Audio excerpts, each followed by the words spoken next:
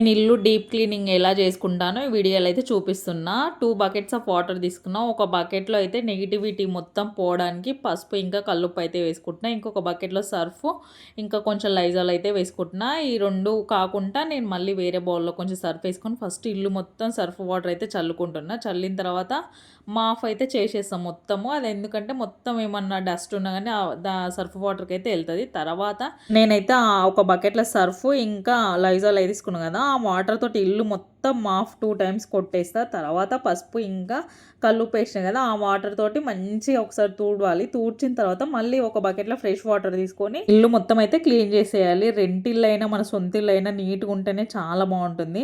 నాకైతే నీట్నెస్ చాలా ఇంపార్టెంట్. పిల్లలు ఉంటారు కదా, అందుకనే చాలా నీట్గా ఉంచుకుంటా. నాకు ఆ పాజిటివిటీ ఉంటేనే ఇంట్లో మంచిగా అనిపిస్తుంది. సో ఫైనల్గా అయితే ఇల్లు అయితే ఇంత క్లీన్ అయిపోయింది. వీడియోస్ చాలామంది చూస్తున్నారు కానీ సబ్స్క్రైబ్ అయితే చేయట్లేదు. Please subscribe.